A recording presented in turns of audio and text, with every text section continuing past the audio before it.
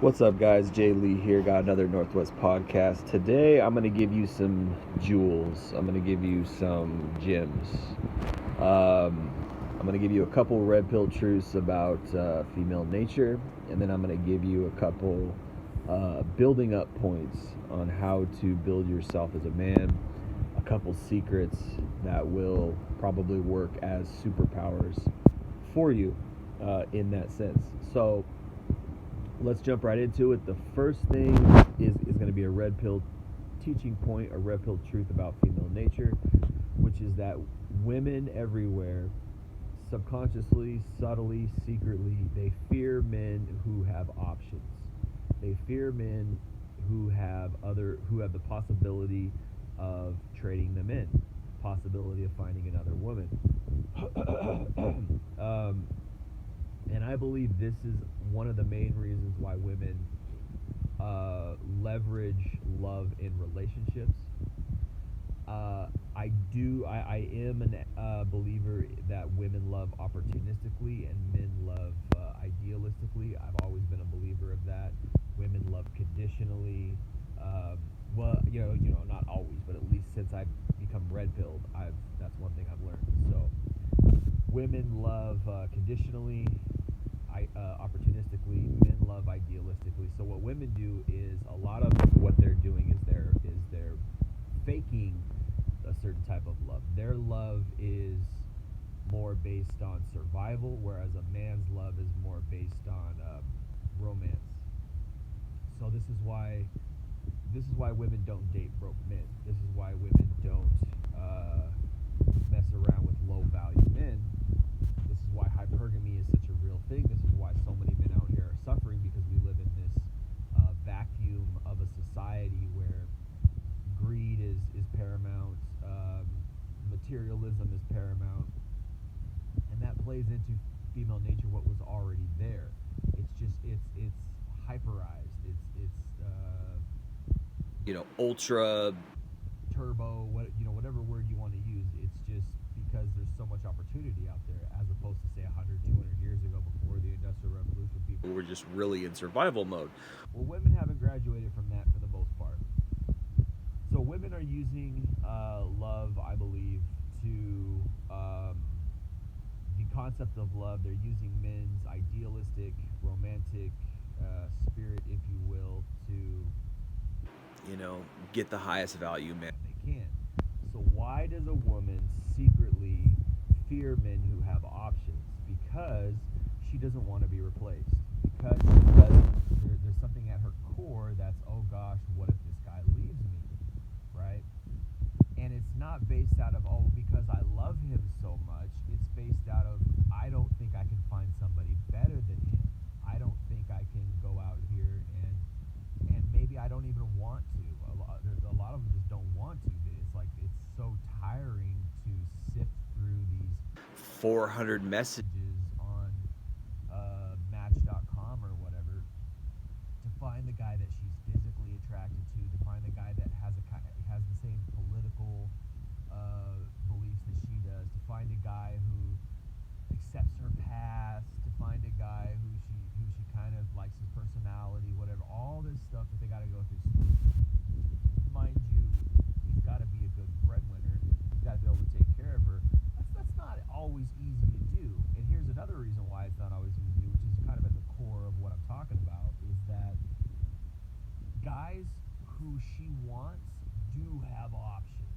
So actually what women are really looking for is they're looking for the guy who has options, but he doesn't really know he has options, right?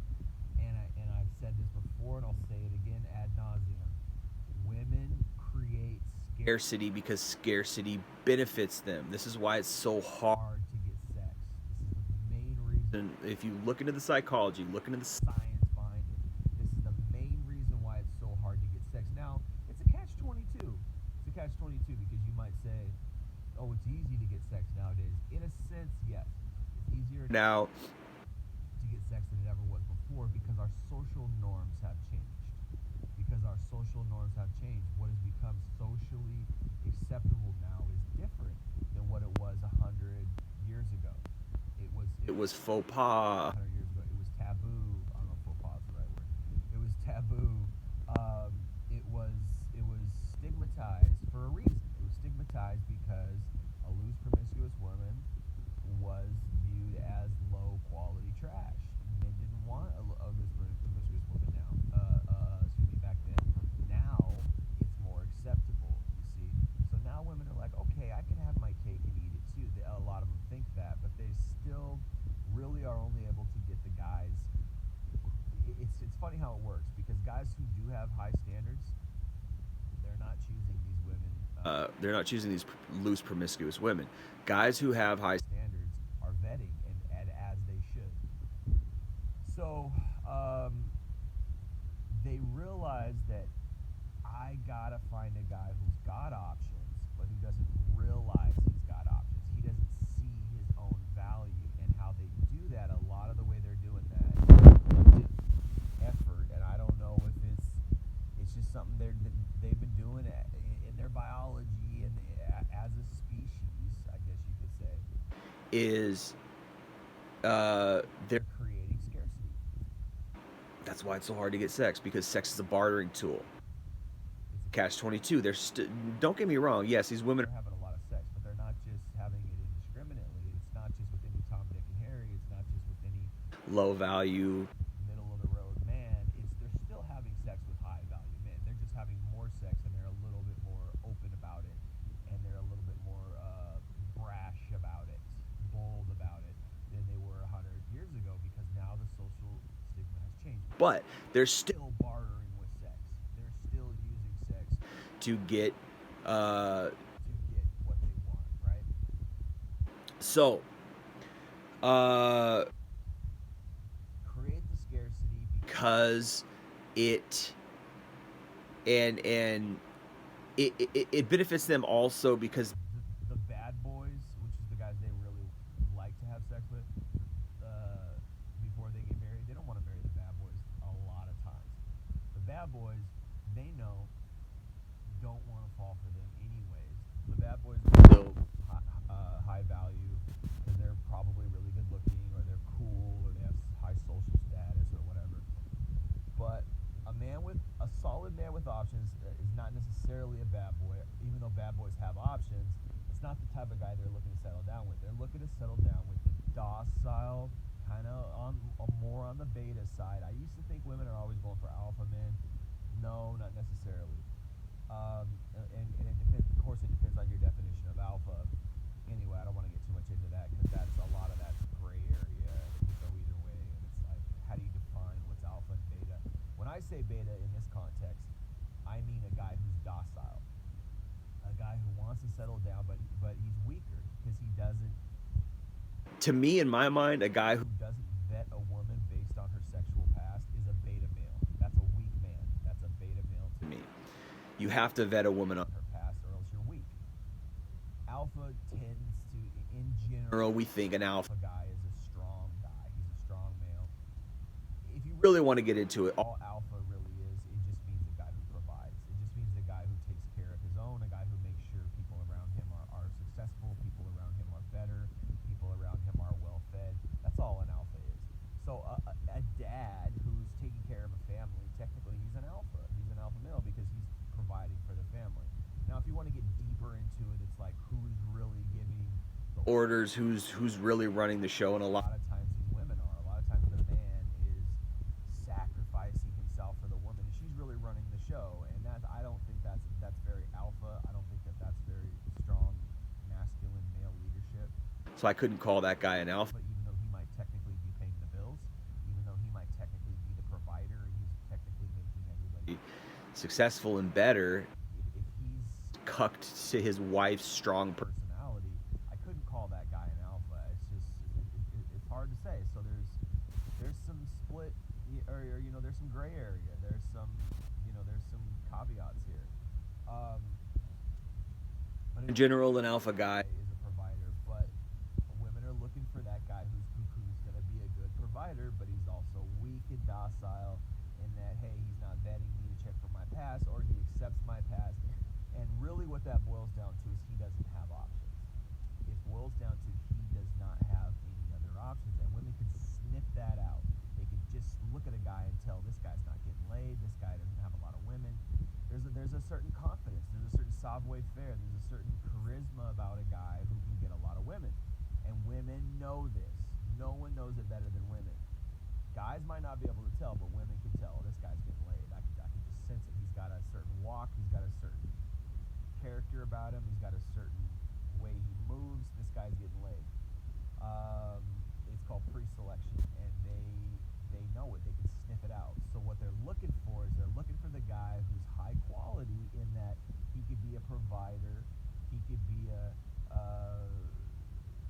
he's got the money. He can take care of me. He's got his own house. Da, da, da, da. I mean, that's what they want. They want the guy with the nest. It's just like in nature, the bird with the nicest nest gets the woman.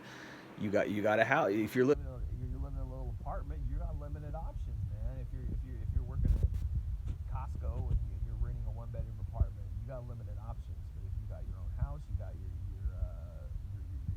credit going, da da da da.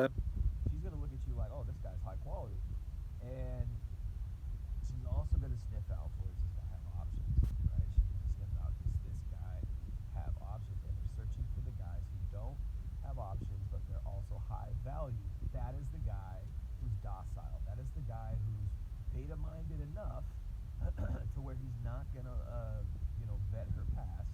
He's beta-minded enough to where he's not gonna cheat on her. He doesn't have any other options. But he's gonna stick around, and he's gonna be monogamous, and he's gonna be there for the long term. And this is ex-ho carousel rider's dream guy. Is this guy who's he accepts my past. He's got a great job. He's got his own house. I know he's not going to cheat on me because he's not that type of guy. He's not the bad boy that I used to chase and sleep with and do anything for sexually. He's not that guy. So and then they start to play this game where they're not vetting, but they're doling out sex. They're using sex as leverage. Like, oh, they're not going to do the sexual things for him that they did with the bad boy because sex is currency, sex is power over these type of weak men because these women know this guy's in scarcity mode. I can tell he's high value, but I'm not going to let on that he's high value. So I'm gonna walk around and I'm gonna run the relationship subconsciously, psychologically, emotionally, right? Because he can't get better than me, and I know that because I can tell, right?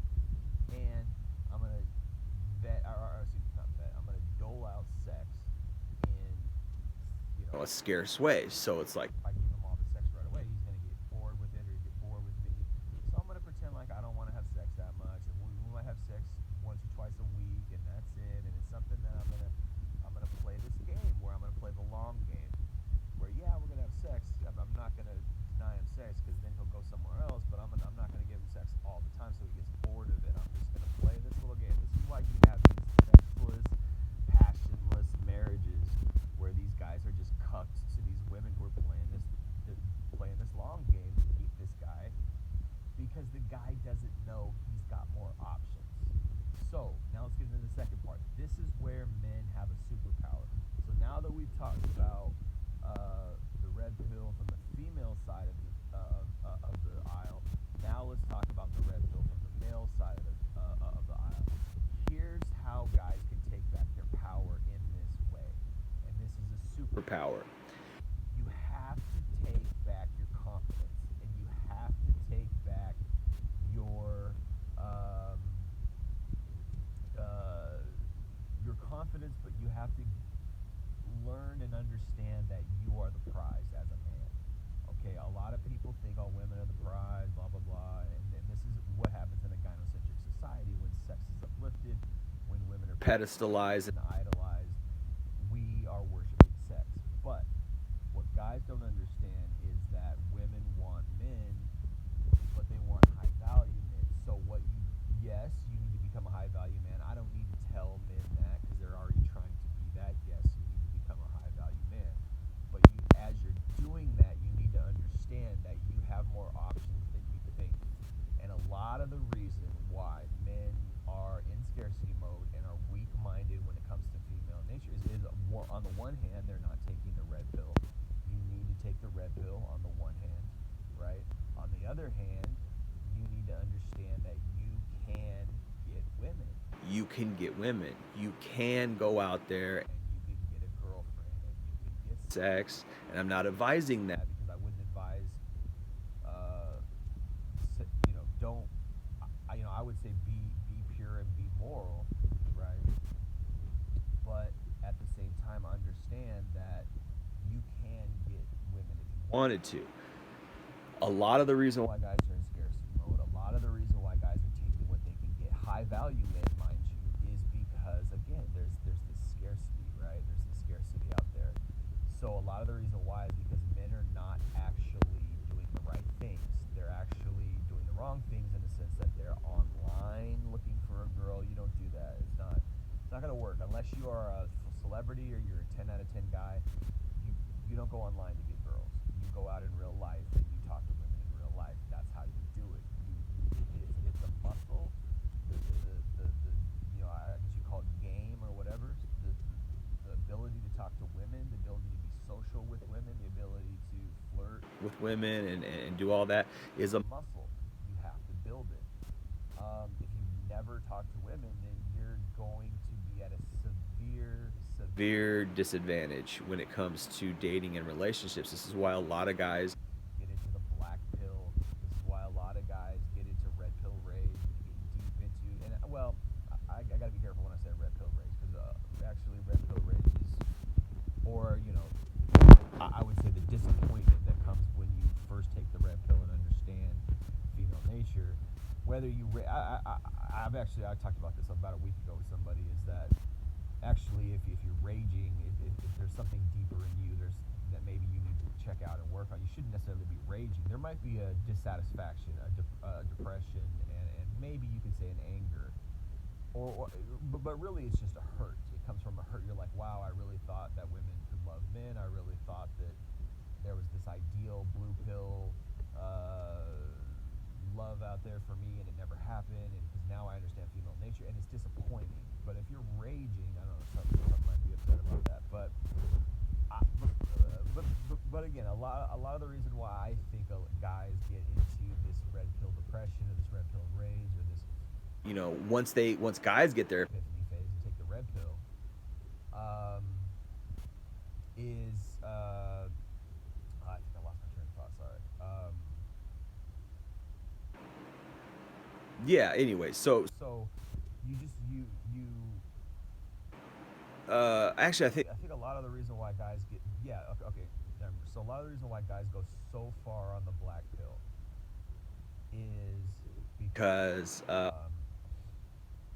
they they have never developed this skill of being social with women, and so they think now there is truth to looks, money, status, but what a lot of guys don't realize is that they're actually probably better looking than they realize.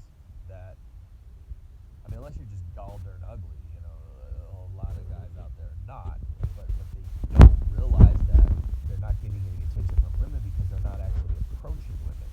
They're not actually gaining women. They're not actually going out there and putting in the work. So it's not that I'm advising to do that because I'm not advising anybody to go be immoral, but to have that skill in today's day and age, I think is crucial. To have the skill of approaching women, to have the skill of talking to women and getting dates is going to set you apart, and it's going to give you more power and leverage when it comes to the dating game because, again, as I said earlier, women can tell if a guy has options or not. It's a secret power. It's a secret superpower when a guy has options because it takes away her leverage. It takes away her power from the relationship. One of the biggest fears of guys in relationships is that their woman will leave them, and women know this and they can tell this. When you take the power back, when you take the power away from women, this is where women's power lies. In that they know men want them, and they know that men will do anything to get them and keep them. And this is where men have to step up. This is where men have to change. This is the secret superpower. Is you can take her or leave her. And I think it was Patrice O'Neal who talked a lot about this, and he did a very good job talking a lot about this. When you can take a woman or leave a woman, she has nothing over you. She can't manipulate you anymore. She has no power over you.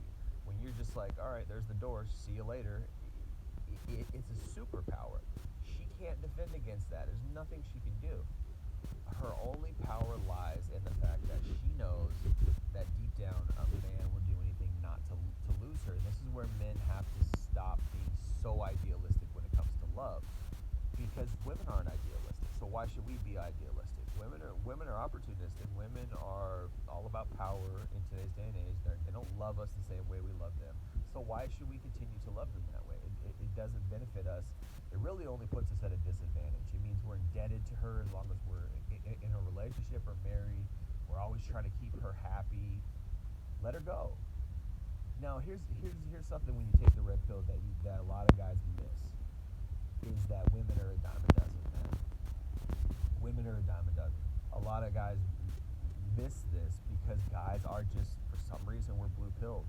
We have that idealistic love. Women do not, and that's one of the things you learn when you take the red pill, is that most women do not have that type of idealistic love. I'm not saying 10 out of 10 women are all going to be sharks when it comes to relationships. No, but I'd say 8 or 9 of them are. You might get lucky and find one who's just, I'm not saying that unicorn's out, not out there. I've come across some who are a little different, maybe, barely. But it's in their nature. It's in their nature to be like that. I don't know why. I'm not God. I didn't create them that way. And I'm not even going to try to figure out why, because I can't. And that's the question, why are women like that? That's kind of been a core question for me, but there's no answer. The answer is that that's just the way they are. It's nature. It just is what it is. So how can you make yourself stronger? How can you do better? You do the same thing she's doing in a way. She feels like she's got other options. You should feel like you got other options. And that's a superpower. That's going to give you so much more strength, and it's going to give you so much more confidence. It's going to give you so much of a bigger voice in a relationship. You're going to have a larger rapport in the relationship. She's going to respect you more. She's going to be afraid to lose you. Now, here's the thing. Secretly, women are afraid to lose their men, but it's not for the same reason men are afraid to lose their women. Women know that they can find another man, but they just feel like, well, I like this guy, and it took me a long time to find this guy, and I had to vet through all these hundreds of guys. You're not vetting through hundreds of women, are you? No, guys are taking what they can get, and they don't realize that. So you're not just going out here to build up your value. Oh, I'm going to get my money right. I'm going to get a house. I'm going to get a car, and then I get the woman. Like, this is what a lot of guys think. That is wrong. You're going out here to improve yourself in the gym and your finances and get a better car and get a house. I get all that. But you're doing it so you have options, not so you can just get one girl. This is where guys get it twisted, and this is where women take advantage, is because women know that. Women know, like, oh, well, he's gonna take the first girl he can get once he reaches the finish line and gets his money right. And this is why Richard Cooper, and I don't know who I think he stole it from somebody. It doesn't matter, but Richard Cooper is the one, I think, who coined the phrase I think he stole it from Bill Burr, but who cares? It's a great phrase. Women sit around at the finish line and they pick the winners. That's true. That's true. Men need to understand that. Women sit around at the finish line and they pick the winners. Very true. However,